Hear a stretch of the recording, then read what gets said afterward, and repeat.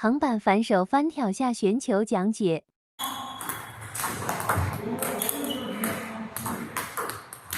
各位球友，大家好，今天给大家讲解一下横板反手翻挑下旋球。在专业的比赛当中尤其是顶尖运动员的对抗当中，其实反手翻挑这项技术使用的频率可以说是越来越低。那么我印象当中，可能也就是马龙偶尔会采用一把反手翻挑的这么一个技术。那么其实对于业余球友来说，或者说水平一般的业余球友来说，掌握反手拧拉是有一定难度的。即使能够拧起来，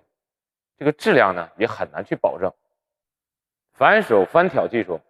具有动作小、隐蔽性强的特点，所以在业余的比赛当中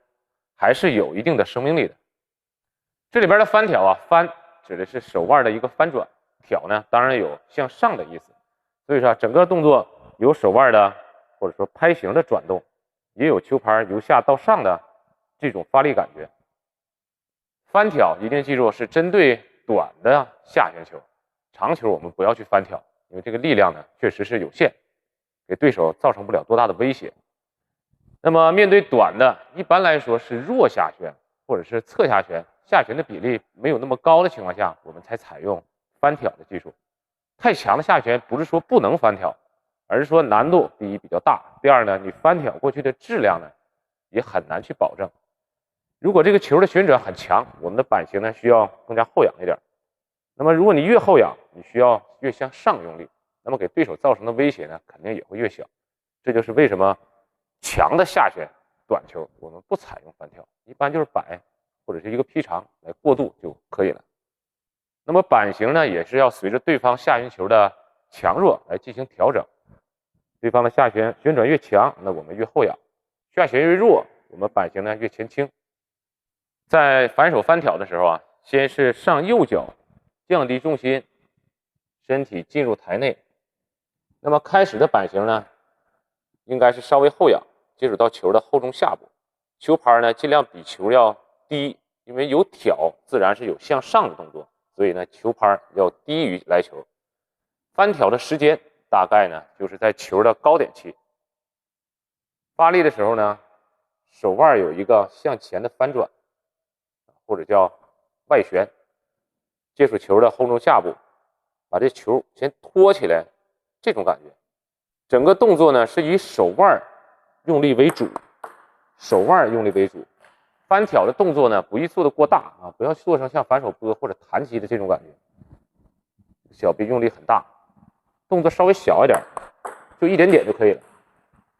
那么翻挑下旋球根据你翻挑的时机不同就是说这个板翻转的时机不同，它会产生不同的旋转。如果翻的较早，可以翻出上旋球这种是上旋球。那么如果我翻的晚，小臂手腕往上的多，板型接触球的时候是后仰，这时候呢会翻挑出下旋球。那么一旦对方不注意，很可能借力出现下网的情况。翻挑的时候记住整个动作呢是向前上为主基本没有向右的动作，你不要做成像拨的这种感觉，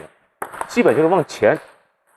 打完球之后或者要翻挑之后，板头基本上指向前方就可以了。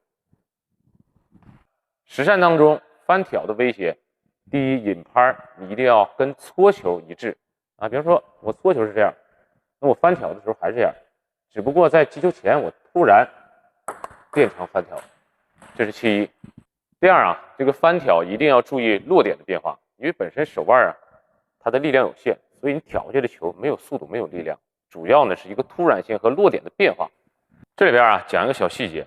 就是说你这个右脚脚尖对于落点的控制是很重要的。什么意思呢？就是说你在上步的时候，你要保证你右脚的脚尖指向你要出球的方向你比如说我挑一条斜线，我的右脚脚尖就指向斜线方向，我挑直线，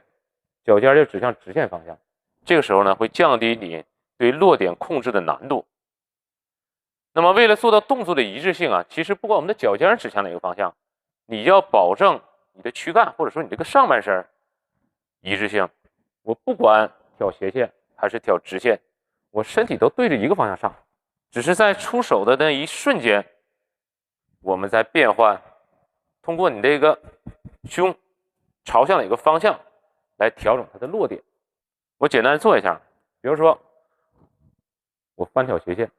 这上步时候需要注意呢，脚尖稍微往右对一点啊。上身我对着还是球台的中间附近，哎，出手一瞬间转过来。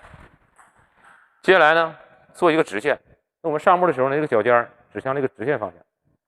上身呢对着对方的球台中间附近，在出手一瞬间去变换。注意看，反手翻挑下旋球慢动作演示。